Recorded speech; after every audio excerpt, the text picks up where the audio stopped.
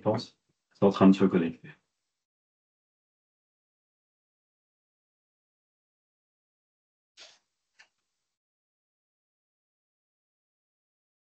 Enregistre. Et ok.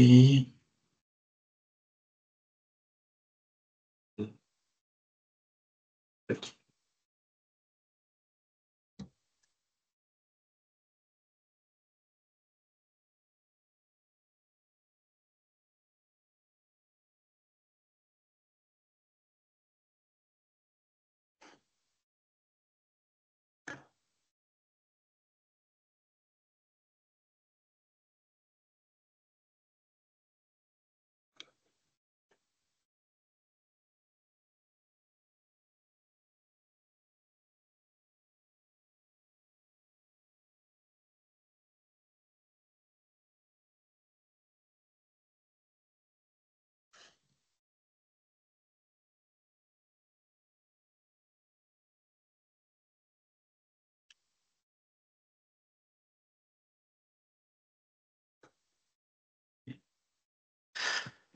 Bonjour, bonjour à toutes et à tous pour ce webinaire sur la contamination par les huiles minérales Moche et moi. Ce webinaire va porter sur la compréhension et la maîtrise et maîtriser les risques dans la production d'huile végétale. Donc, merci de vous être inscrit, de participer à ce webinaire. Donc, petit rappel sur le Polaris West Innovation et les animateurs aujourd'hui qui vont être moi-même, Brice Bourdin, je suis chargé de mission biocontrôle et biosolutions chez Iris West Innovation, et Pierre Bougot qui est là à la régie pour gérer la technique, qui est délégué régional Nouvelle-Aquitaine. Merci Pierre. Avant de commencer ce petit webinaire, je voulais revenir sur les événements, et en particulier sur la visite de l'innovation UPPA Tech qui aura lieu le 12 mars à Pau. Donc, pour vous inscrire, vous pouvez retrouver les inscriptions, les formulaires d'inscription sur le site web d'AgriSuez Innovation, mais aussi et surtout sur l'Assemblée générale qui se tiendra le 10 et 11 avril à Bordeaux. Donc, au Palais de la Bourse le 10 et 11 avril, qui sera le printemps d'AgriSpace Innovation. Donc, on espère que vous viendrez nombreux à cet événement. Donc, pour revenir sur la partie technique de ce webinaire, vos micros ont été coupés et si vous souhaitez intervenir, poser des questions, vous pouvez le faire de deux manières, donc soit par la conversation où les questions seront visibles à tous et à toutes, soit par l'onglet en haut questions-réponses qui vous permet de poser des questions au fur et à mesure de la présentation. Et ce sera Pierre et moi-même qui poserons les questions à Hugues Griffon que nous accueillons et qui va réaliser cette présentation. Donc, qui est chargé d'affaires à l'ITER, donc Hugues Griffon. Donc, je vais arrêter mon partage et je vais te laisser la main pour cette présentation.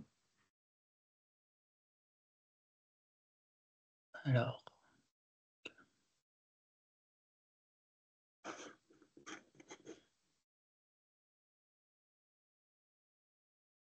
est-ce que c'est bon là? Oui, c'est bon pour moi. Tout est Donc, bon? je vais te laisser présenter, Hugues, et je vais couper mon micro et ma caméra pour rendre tout ça plus fluide. Merci. Ça marche, merci. Donc, bonjour à tous, je m'appelle Griffon, je suis chargé d'affaires au département analyse à l'ITERC. Donc, je suis en poste à l'ITERC depuis maintenant une vingtaine d'années et je suis basé sur, l'ITERC est basé sur, en périphérie de Bordeaux, à Canéjan. Je vais vous présenter ici les différents points que l'on va aborder durant cette présentation, basée sur les huiles minérales et les moche-mois. Donc, tout d'abord, je vais vous faire une petite présentation rapide de l'ITERG. Ensuite, vous décrire un petit peu les moche-mois, qu'est-ce que c'est, où est-ce qu'on peut les retrouver, et un petit peu les définitions et la toxicité. Je vais vous faire rapidement un retour sur pourquoi on parle d'huile minérale maintenant, quels sont les événements qui ont fait qu'on a avancé depuis maintenant une quinzaine d'années là-dessus. Ensuite, on reviendra plus précisément sur les sources de contamination autour de nous, là où on peut trouver des huiles minérales et les risques pour les produits finis. Donc moi, je travaille dans un département analytique, donc je vais vous montrer les techniques analytiques qui existent actuellement et la part de l'ITERC dans les méthodes qui existent aujourd'hui. Et ensuite, il y aura une partie question qui sera gérée avec Brice. Donc pour commencer, l'ITERC, qu'est-ce que c'est? L'ITERC, c'est un groupe, en fait, un groupe ITERC. Il y a deux structures qui font partie du groupe ITERC. Il y a donc l'ITERC, basé à Canéjan, qui est donc un centre technique industriel qui est spécialisé dans tout ce qui est corps gras et produits apparentés. Donc voilà, depuis maintenant quelques années, nous avons une autre structure qui est basée près d'Amiens, qui s'appelle Improve et qui, elle, est basée qui, elle, est vraiment dédiée, qui est spécialiste dans toute la partie protéique. L'objectif est d'avoir en fait une compétence transversale aussi bien sur des produits lipidiques que des produits protéiques.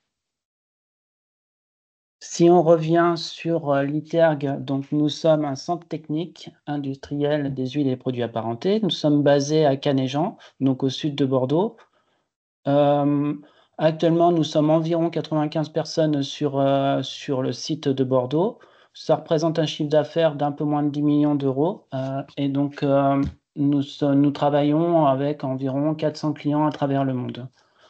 L'ITERG est reconnu pour ses compétences et a plusieurs labels tels que l'Institut Cardo, membre des CTI. Nous sommes reconnus par l'Union européenne.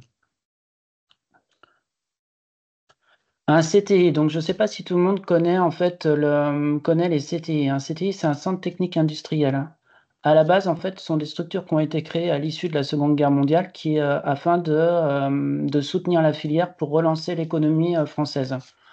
Donc, il y en a eu dans différents secteurs de l'industrie française. Et maintenant, il y a 14 CTI en France qui sont spécialisés dans diverses filières.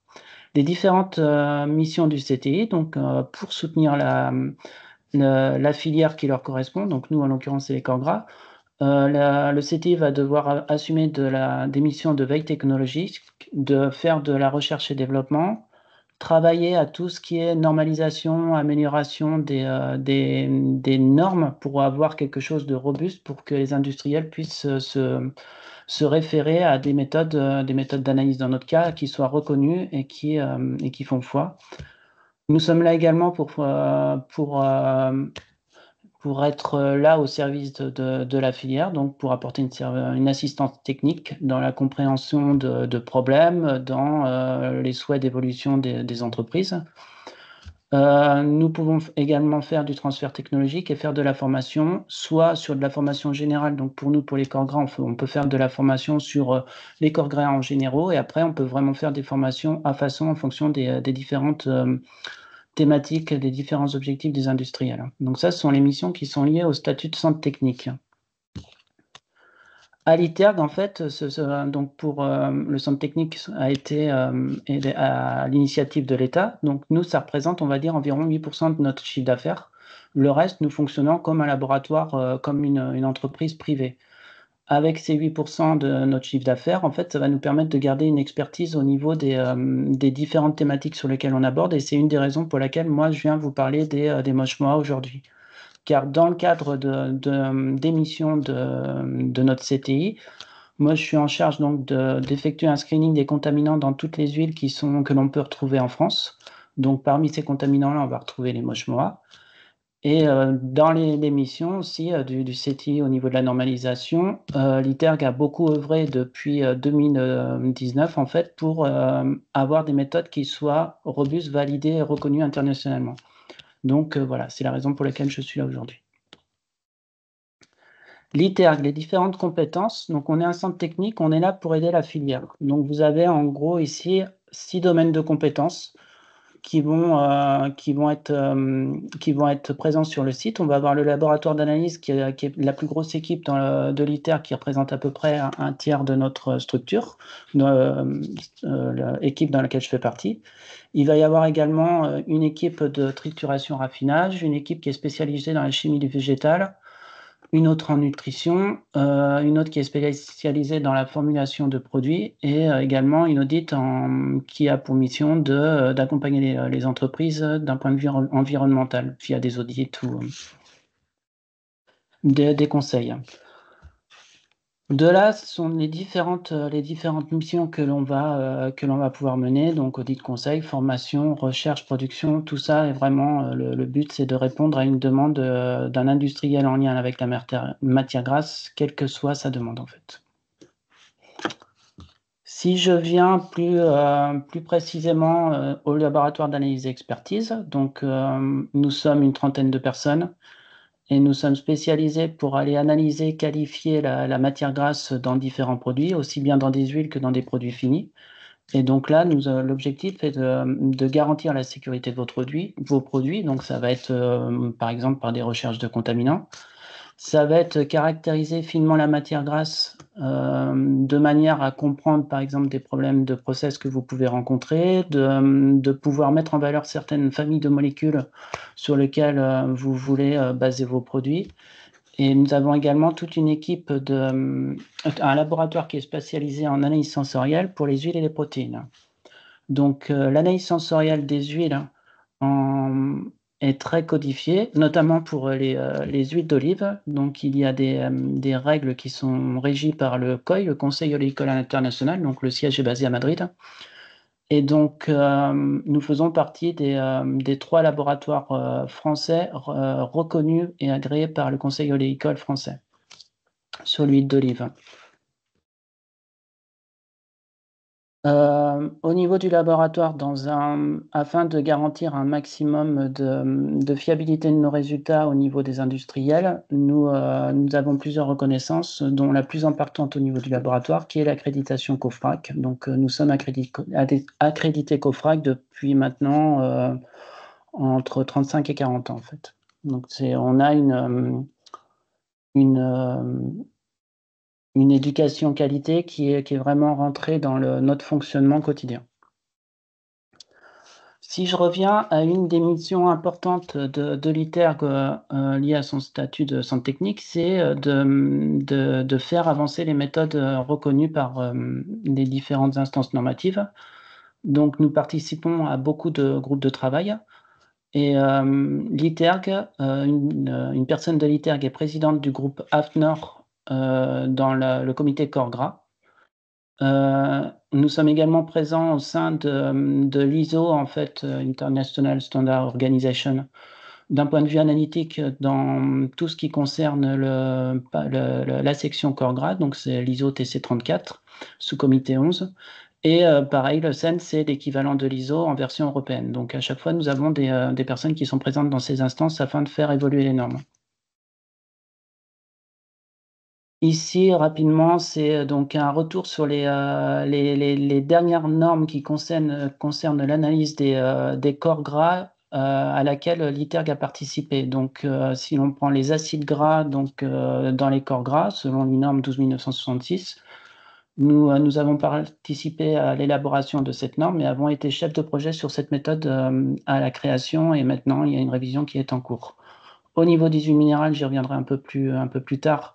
Nous avons été chefs de projet pour la toute première méthode qui a été créée, donc la méthode ISO 17780, qui maintenant est un peu qui est ancienne et pas forcément adaptée avec les problématiques actuelles.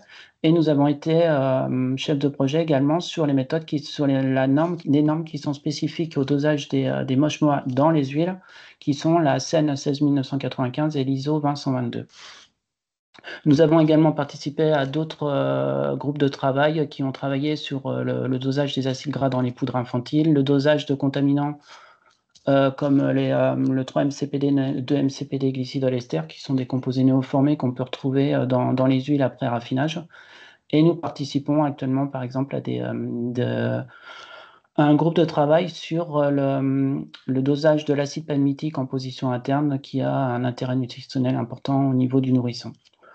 Nous avons également participé au groupe de travail pour l'amélioration du dosage des moche-moa en lien avec le JRC, qui est le laboratoire européen.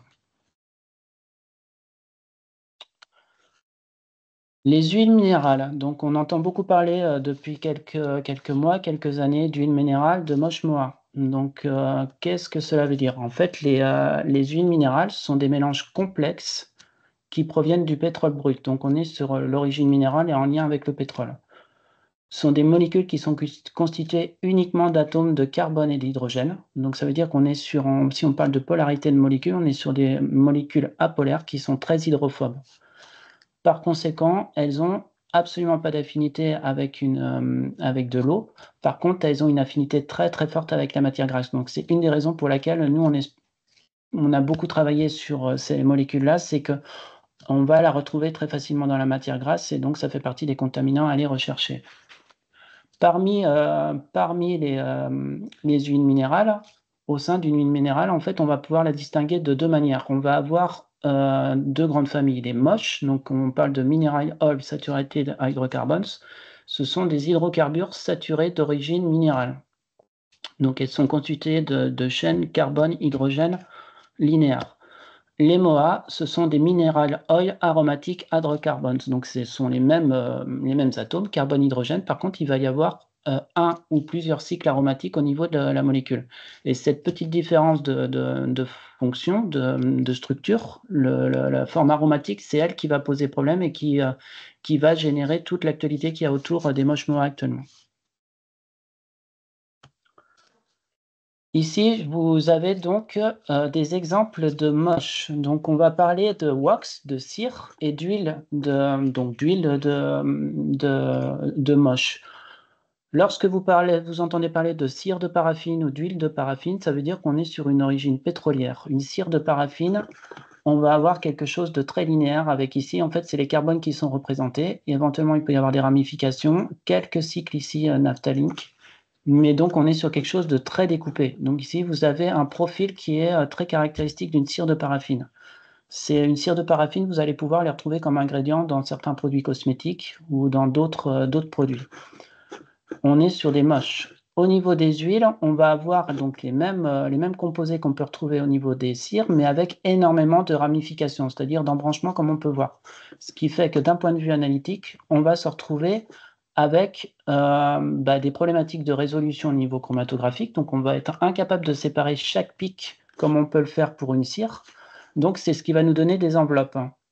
Et donc, le dosage des huiles minérales des MOSH, en fait, c'est aller rechercher la présence d'enveloppes comme celle-ci.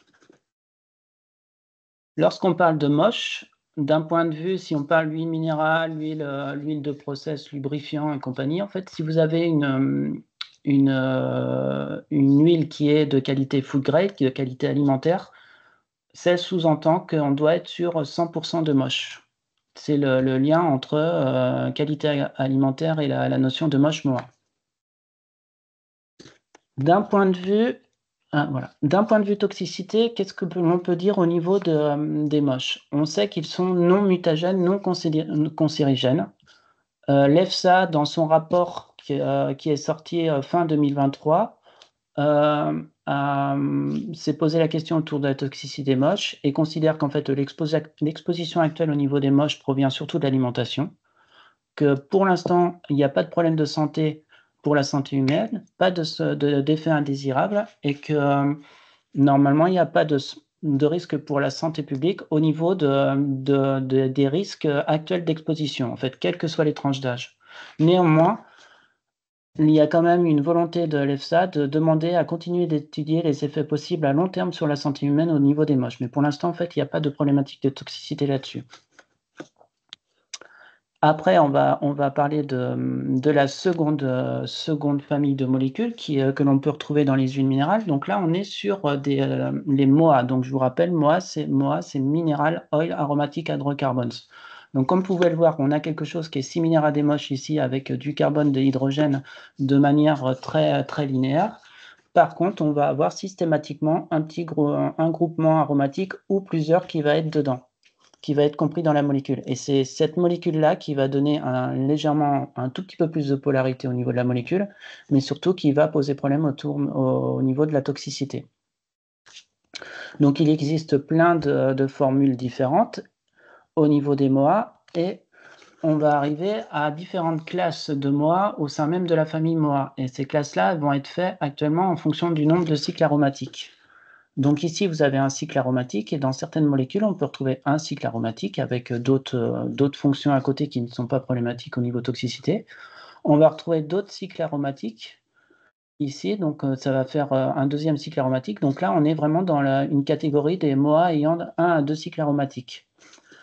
Au niveau après, on peut monter jusqu'à 7 cycles aromatiques, donc on va avoir des formules de MOA qui sont présentées un peu comme celle-ci. Actuellement, actuellement, il existe en fait une distinction entre ces deux familles de molécules au sein des MOA. On va avoir, donc je vais y revenir rapidement après, une toxicité qui est avérée au niveau des MOA avec 3 cycles aromatiques et plus, et un questionnement autour des MOA avec 1 à 2 cycles aromatiques.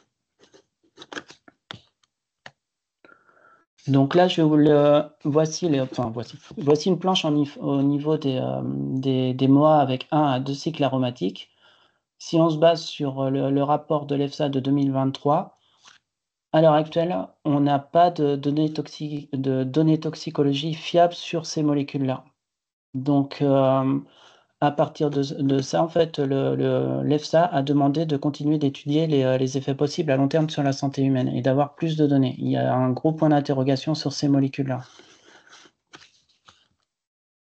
Au niveau des molécules à 3 cycles aromatiques et plus, on sait qu'elles sont génotoxiques, cancérigènes et mutagènes. Donc la toxicité, elle est avérée. Donc l'EFSA veut quand même avoir plus de données pour pouvoir avancer plus loin sur les risques au niveau de ces molécules-là, mais le risque, il est reconnu. Donc tout ça, ça va découler sur une problématique, enfin sur une volonté de l'EFSA d'aller jusqu'à une réglementation, de limiter de mettre en place des seuils à ne pas dépasser en mois dans tous les produits que l'on peut retrouver.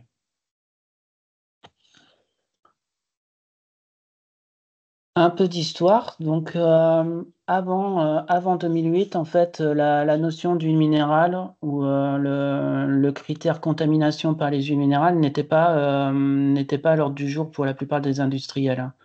Mais en 2008, en fait, donc pour en revenir à la culture, le tournesol, les deux grands bassins de production mondiale du tournesol, c'est l'Argentine et l'Ukraine. Donc nous, par la proximité, une grande partie du tournesol ukrainien, du tournesol que l'on retrouve en France et en Europe, provient d'Ukraine. Et donc en 2008, un cargo de tournesol brut a été contaminé par de l'huile de vidange, par l'huile minérale. Donc la teneur a été estimée aux alentours de 5000 mg par kilogramme. Il faut imaginer que ça représente quelques dizaines de tonnes qui a été mélangée à de l'huile de tournesol dans le cargo. Une fois arrivée en Europe, cette huile a été dispatchée sur toute l'Europe et on l'a retrouvée un peu partout. Et donc c'est à partir de là qu'on a commencé à avoir des gros signaux d'alerte. Et donc les industriels ont voulu rechercher la présence d'huile de tournesol. L'EFSA s'est penché là-dessus, notamment par rapport à la toxicité de ces molécules-là, et demandé à ce qu'il y ait des méthodes des méthodes analytiques qui soient reconnues pour aller doser avec certitude ces composés-là. Depuis 2008, l'EFSA a fait plusieurs rapports, notamment sur la problématique MOA, et donc on voit qu'il y a une évolution. Au début, on parle de MOA pouvant agir comme des cancérigènes génotoxiques. Et maintenant, après, en 2019, elle a avancé un petit peu, les données ont été un peu plus importantes et on a pu arriver à une certitude sur la toxicité des molécules ayant 3 cycles aromatiques et plus. Au niveau des MOSH, en 2012, il y avait un risque d'accumulation des MOSH dans les tissus humains et induire des effets indésirables pour le foie. Et pour l'instant, maintenant, ils veulent des données supplémentaires pour aller un peu plus loin dans la toxicité. La finalité, aujourd'hui, en fait, on se focalise sur le rapport de l'EFSA de 2023 qui demande globalement d'avoir encore plus de données pour pouvoir pour tirer des conclusions cohérentes par rapport à l'évaluation finale des risques associés à ces molécules-là. Donc l'EFSA est très présente sur cette problématique huile minérale et il y a aussi des associations de consommateurs qui font pression et qui font aussi avancer. Par exemple, le Foodwatch a émis, depuis 2015, on voit qu'elle a émis 4 grosses alertes pour sensibiliser l'opinion du grand public à la présence de ces contaminants dans les produits. Donc ça a commencé en 2015 à la mise en évidence de MOA sur des produits secs, où ils ont fait analyser différents labos et ont mis en évidence qu'il y avait 50% des produits qui contenaient des MOA avec des teneurs qui étaient significatives. En 2019, ils se sont focalisés sur des formules infantiles et ont mis en évidence la présence de MOA dans certaines. En 2021, ils ont analysé d'autres batchs d'aliments où ils ont ciblé sur quelques aliments, quelques produits qu'on pouvait retrouver dans les grandes surfaces et ils ont mis en évidence la présence de MOA dans 12% des aliments. Et là, dernièrement, ils ont suivi toute l'actualité concernant la future réglementation qui va être en place en mettant un coup de pression pour être un peu plus exigeant, pour demander des limites claires sur les seuils en MOA à ne pas dépasser, qu'il n'y ait pas d'exemption pour certaines catégories d'aliments et qu'il n'y ait pas de période de transition qui soit déraisonnable, que la réglementation entre en vigueur le plus rapidement possible. Tout ça pour vous dire que d'un point de vue réglementaire, aujourd'hui, pour l'instant, il n'y a pas de règlement à proprement parler. Le seul document qui existe et qui fait foi, c'est un document qui vient d'un comité alimentaire de l'Union européenne. Donc, c'est le SCOPAF, le Standing Committee of Plant, Animal Foods and Feed Section Novel Food. Donc, en avril 2022 et octobre 2022, il a préconisé des seuils à ne pas dépasser dans les aliments en fonction du pourcentage de matière grasse du produit. Donc, ce qu'on peut retenir, en fait, c'est qu'on est sur des concentrations. On parle de MOA, on va parler de MOA C10, C50. C10, C50, ça veut dire les longueurs de chaîne en carbone des MOA. Donc, ce sont des molécules de MOA qui ont 10 carbone jusqu'à 50 carbone. Tous les produits alimentaires secs qui ont une teneur en matière grasse qui est inférieure à 4%, le seuil en MOA à ne pas dépasser est de 0,5 mg par kg. Pour les produits intermédiaires qui ont entre 4 et 50% de matière grasse, on a un seuil qui est à 1 mg par kg. Et pour tous les produits qui ont plus de 50% de matière grasse, donc dedans on va retrouver les huiles et les graisses, on a un seuil qui est préconisé à 2 mg par kg. Aujourd'hui, c'est ce document qui fait foi en fait. Il n'y a que ça qui existe. Donc en France, le service des fraudes peuvent retirer des produits qui ne respectent pas ces règles dans les linéaires. Au niveau de la réglementation européenne, donc elle est en discussion actuellement. Donc le délai de mise en application est est sans cesse repoussé. Donc aux dernières nouvelles, on est sur une mise en application à partir de début 2027. Les seuils de MOA sont basés sur les préconisations du scopage que j'ai présenté juste avant. Donc, c'est-à-dire qu'en fonction de la pourcentage en matière grasse, on aurait des seuils qui seraient de l'ordre qui iraient de 0,5 mg par kg à 2 mg par kg, de manière générale. Après, toutes les discussions sont sur est-ce que tous les produits vont rentrer dans ces règles-là, ou est-ce qu'il va y avoir des différences? Donc là, on parle de réglementation au niveau des MOA. Au niveau des MOSH, il n'y a pas de limite, il n'y aura pas de limite réglementaire. Une des possibilités, c'est d'avoir une limite indicative en MOSH. Donc on parlait à une époque de 15 mg par kg, après on parle à 30, donc il n'y a encore rien de fixé, mais une limite indicative à laquelle on peut considérer qu'il y a une contamination, au-delà de laquelle il y a une contamination, et donc il est nécessaire de se poser la question de comment maîtriser cette contamination. Mais pour l'instant, rien n'est sûr. Ce qui semblerait le cas pour l'instant, c'est que pour certains produits, il y aurait une mise en place qui serait échelonnée au niveau de la teneur en MOA dans certains produits. Donc on pourra avoir les dates dont maintenant sont caduques, puisque ça c'était une option qui était proposée avant les dernières nouvelles de la mise en application en 2017, mais en fonction de certains types de produits, en fait on pourra avoir une mise en application échelonnée. Et donc, ce qui est important, c'est que actuellement, la réglementation portera uniquement sur les MOA totaux, c'est-à-dire quel que soit le nombre de cycles aromatiques, que l'on ait des MOA qui soient composés uniquement d'un cycle ou 2 cycles aromatiques sur lesquels il y a un questionnement au niveau du risque toxique. Ça n'aura pas de sens en fait, c'est vraiment la totalité des MOA, donc quel que soit le nombre de cycles aromatiques. Toute cette réglementation est en cours de discussion et ça évolue régulièrement, donc peut-être que la finalité sera complètement différente de ce que je vous présente ici.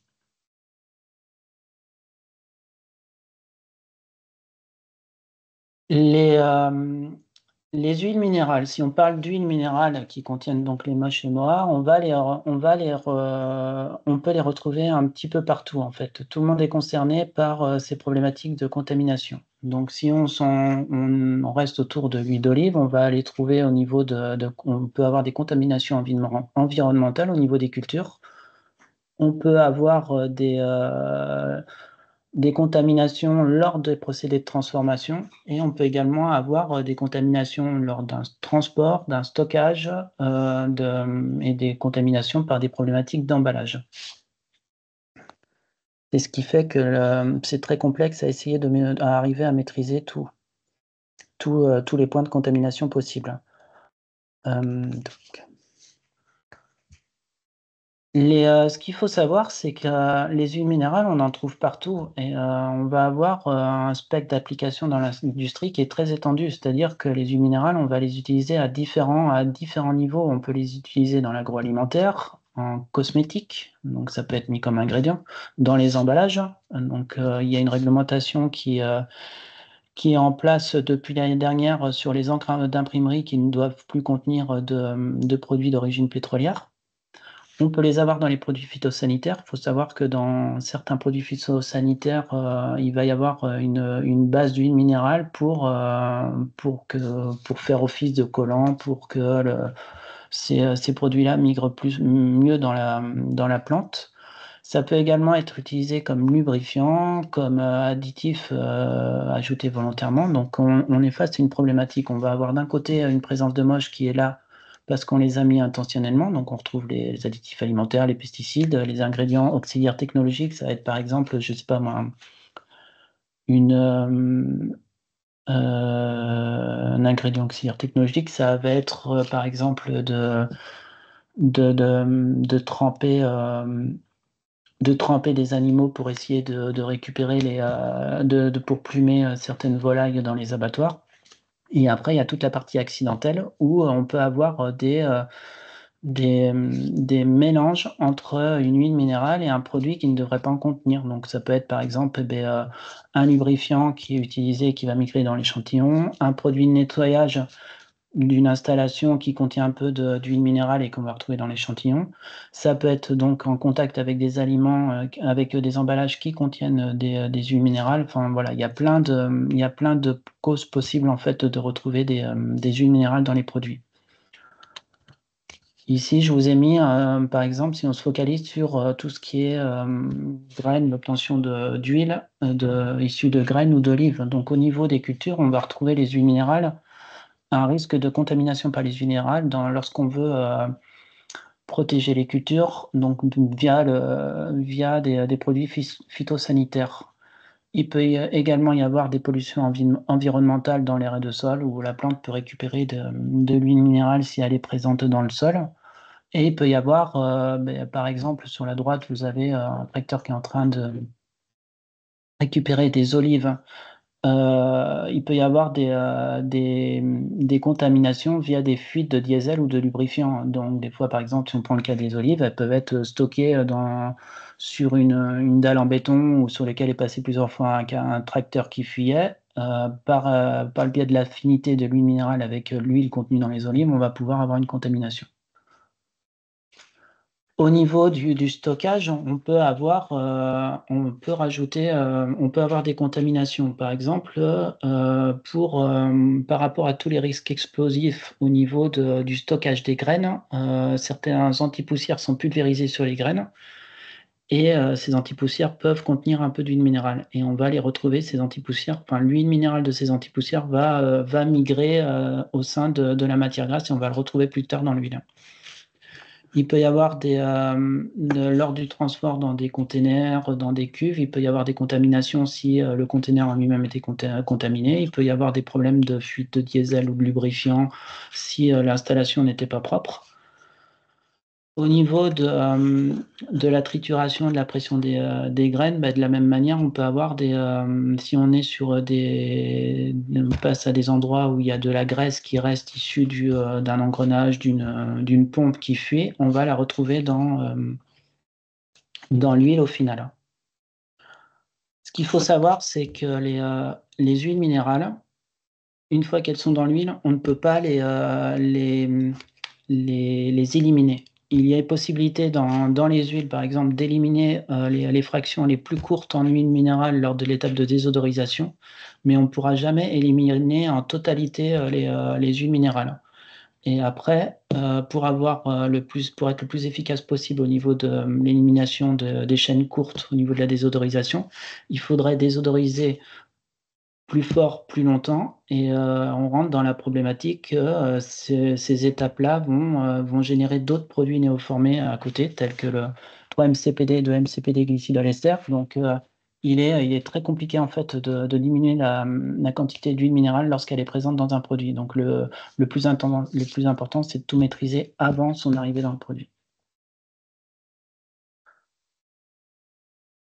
Au niveau analytique, donc là, on rentre dans mon cœur de métier. L'ITERG a beaucoup œuvré sur les huiles minérales, puisque toutes les normes qui ont existé ou qui existent au sujet du dosage des huiles minérales et des MOSH/MOA, à chaque fois, c'était notre laboratoire qui était chef de projet au niveau européen ou international. Donc, la première méthode qui a permis de doser les MOSH et les MOA a été publiée en 2017. Donc c'est une technique analytique qui est faite avec du matériel assez complexe puisqu'on va parler de chromatographie et on va coupler deux techniques chromatographie. On va coupler de la technique chromatographie liquide à de la chromatographie en phase gazeuse. L'objectif est d'avoir une pré-séparation. La première séparation va nous permettre de s'affranchir de la partie matière grasse pour récupérer uniquement la fraction hydrocarbures. Et dans la partie GC, on va pouvoir analyser séparément la fraction MOSH de la fraction MOA.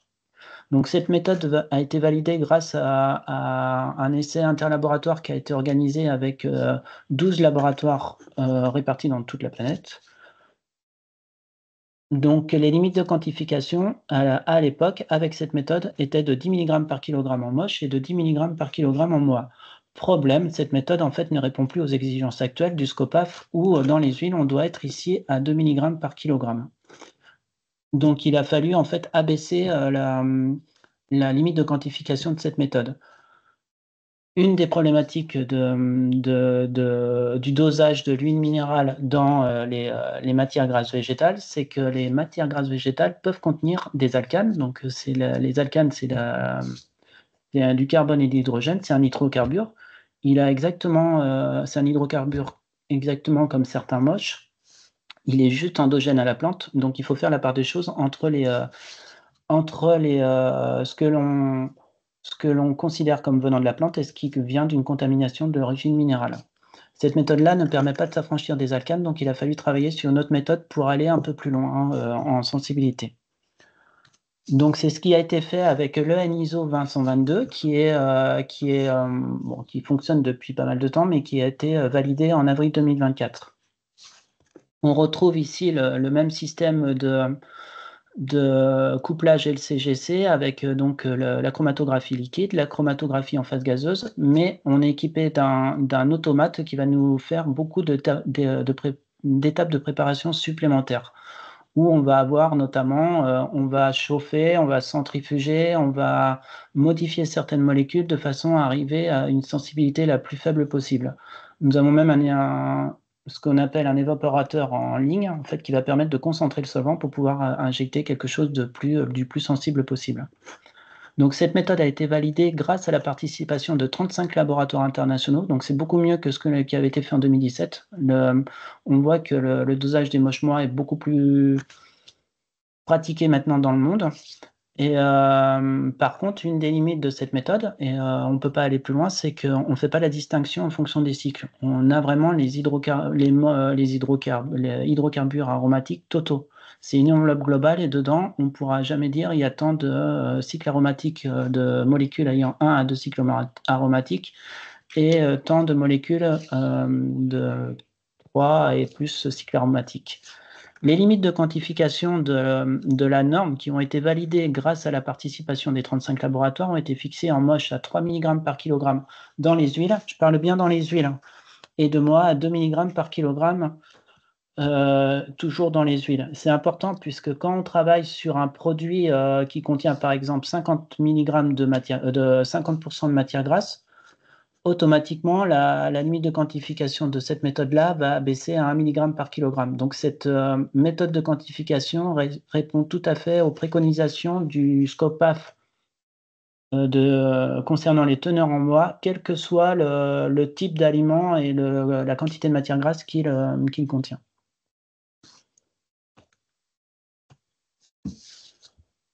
Ici, vous avez un chromatogramme avec donc ce que je vous disais précédemment concernant la présence d'hydrocarbures qui sont d'origine naturelle, donc ce sont les pics que l'on voit ici, avec ici une enveloppe qui est constituée de plein d'hydrocarbures ramifiés qui forment, et donc là on est en lien avec l'origine minérale.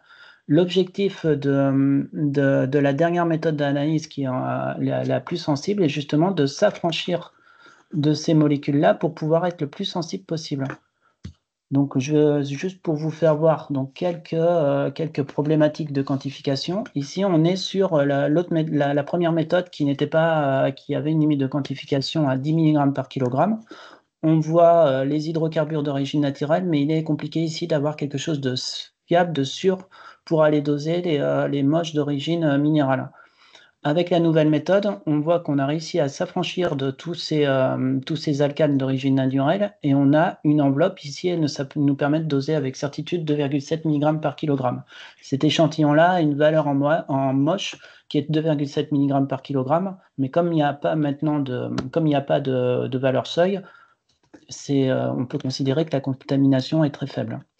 Au niveau des MOA, on a la même chose. Avec la première analyse, on voyait qu'on n'était pas sensible, on n'était pas assez sensible au niveau des MOA pour descendre très bas. Et avec différentes étapes de purification, on a réussi à mettre en évidence des enveloppes. Et là, par exemple, dans cet échantillon-là, on a un échantillon qui a 2,2 mg par kg. Donc, c'est un résultat qui pose question par rapport aux valeurs seuil à ne pas dépasser dans les huiles.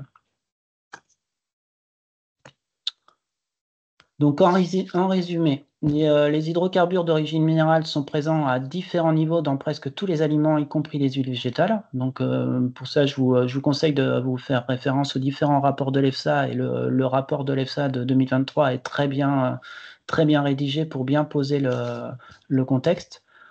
Il y a une réglementation européenne qui est en cours d'élaboration, donc les seuils seront certainement basés sur les préconisations du SCOPAF, après de voir si tous les produits vont être intégrés dedans. Est-ce qu'il y aura des exceptions? Est-ce qu'il y aura une période transitoire un peu plus importante pour certains produits? Tout ça, c'est en discussion actuellement.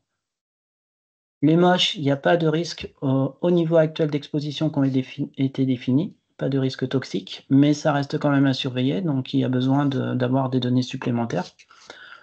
Il y a une toxicité avérée sur les MOA ayant 3 cycles aromatiques et l'EFSA a besoin de données supplémentaires sur les MOA pour les MOA ayant 1 ou 2 cycles aromatiques pour voir si le risque est le même que les 3 cycles et plus, ou s'il y a cela, il n'y a pas de risque avéré.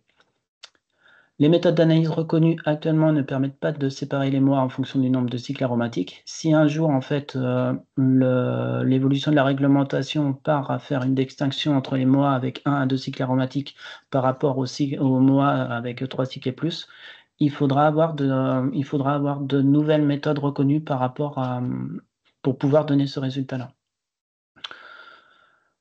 Donc, ce qui veut dire que la problématique huile minérale a beaucoup avancé depuis 2008 et la première pollution suite au tournesol ukrainien, mais il y a encore énormément de challenges à relever.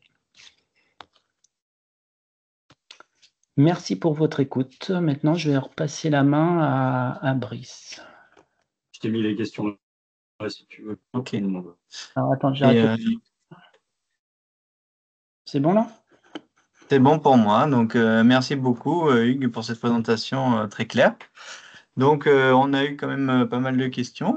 D'ailleurs, je te remercie pour cette présentation et je remercie les participants. Donc, on va commencer peut-être sur des questions sur le début de la présentation. Donc, c'était par rapport aux sources de contamination. Donc, on a eu des réponses.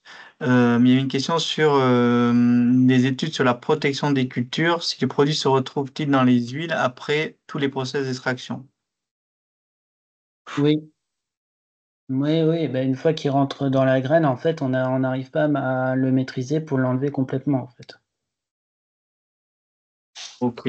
Donc, oui, c'est la nature physico-chimique des mois. Et j'avais aussi une question. Il y a une question sur les cycles aromatiques. Donc, c'était au niveau analytique, là, plutôt. Est-ce qu'il donne une signature en fluorescence suffisante pour un dosage?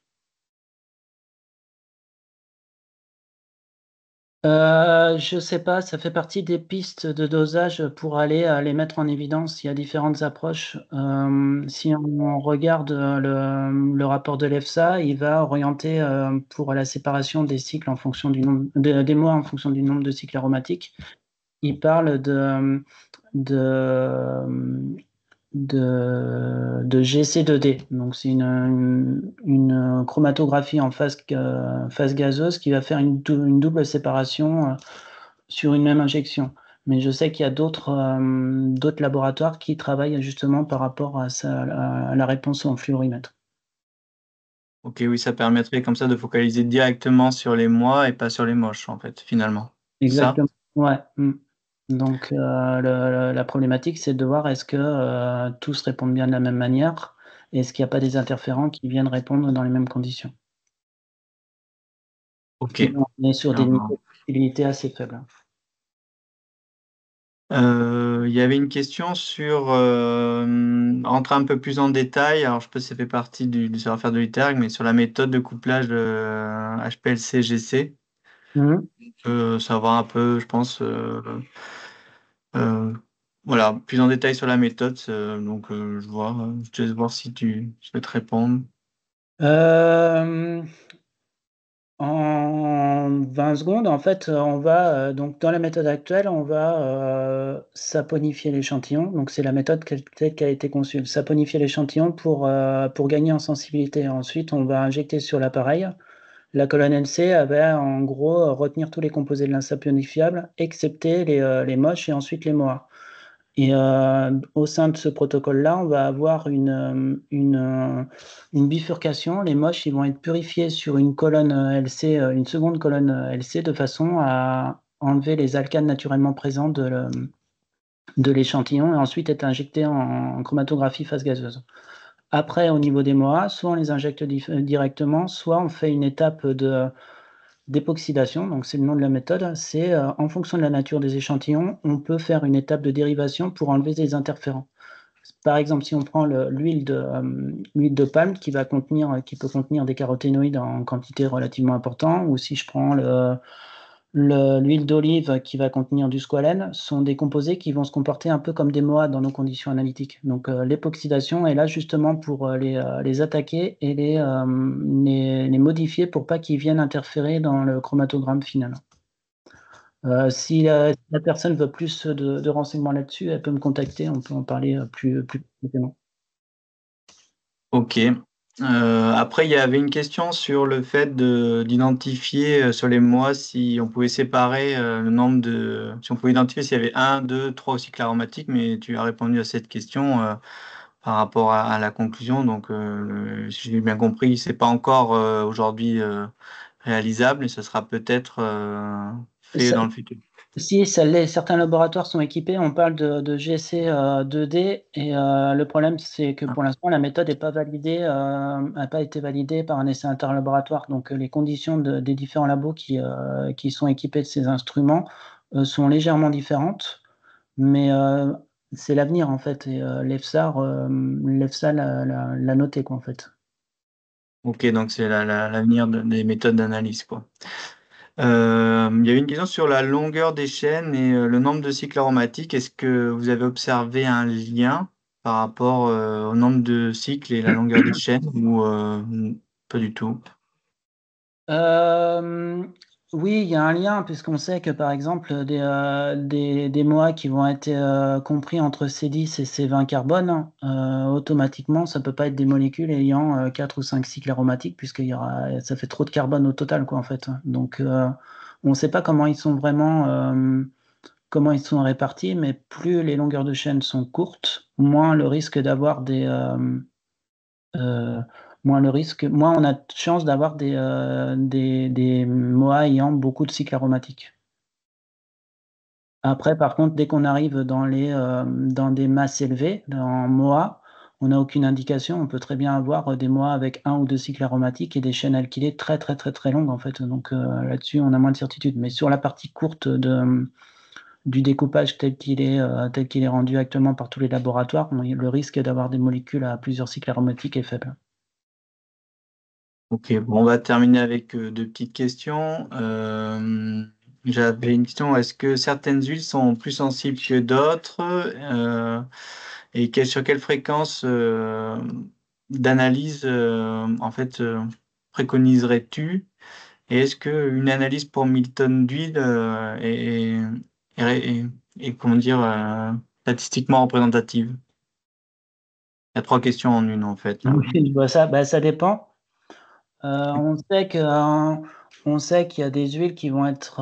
En fait, ça vient plus. Le risque d'avoir des moches, enfin des huiles minérales dans les huiles, vient un peu avec l'éducation de toute la filière. Donc le risque, il est plutôt lié à ça. On peut en retrouver dans certaines huiles où ben, les gens qui vont être au niveau des cultures, les gens, s'ils sont pas sensibilisés à ça, on a plus de risques d'en retrouver dès qu'on arrive dans des huiles qui sont beaucoup plus commercialisées, produites en France, en Europe, tout ça maintenant, bah, c'est beaucoup plus maîtrisé. Dans les usines, les entreprises, c'est bien ancré, donc ça dépend. Enfin voilà. C'est vraiment en fonction de l'éducation de tous les gens qui vont intervenir dans tout le process d'obtention de l'huile au final. Ok. Après, j'avais une question que j'ai pas notée, mais là qui vient de moi. Est-ce que le contrôle des huiles est quelque chose qui est aujourd'hui automatique? Est-ce qu'il y a des huiles qui peuvent arriver sur le marché sans avoir été contrôlées? Et du coup, est-ce que ça fait parmi les CTI qui sont en charge de ces analyses, ça fait beaucoup d'analyses? Est-ce que vous arrivez à gérer ce flux d'analyse? Oui, oui, oui, oui, on arrive à gérer. Après, est-ce qu'il peut y avoir enfin, comme ça, moi je sais que c'est quelque chose qui est pris très à cœur par tous les industriels avec lesquels on peut travailler. Donc mais après c'est une évaluation du risque en fait. Donc est-ce que une analyse dans un échantillon qui est énorme, est-ce que ça a du sens? Bah, ça dépendra des résultats qu'on observe systématiquement, en fait, c'est dans la maîtrise des risques, l'identification de tous les points critiques. C'est à chacun de se fixer son cahier des charges par rapport à ça, quoi, en fait. Hein. Donc après, est-ce qu'il y a des risques d'avoir des produits qui contiennent des moches et des MOA dans les commerces? Oui, il peut y en avoir, oui, oui. Après, voilà, mais cette problématique est prise très au sérieux par l'ensemble des industriels. Hein. Eh bien, parfait, on va s'arrêter là-dessus. Ben, merci beaucoup, Hugues, pour ta participation. Et De rien, puis, merci à voilà. vous. Donc, je le précise, ce webinaire donc, a été enregistré et sera disponible a posteriori sur une chaîne. Voilà. Voilà. Bon, merci beaucoup. Bonne fin de journée. Bonne fin de journée, au revoir. Au revoir.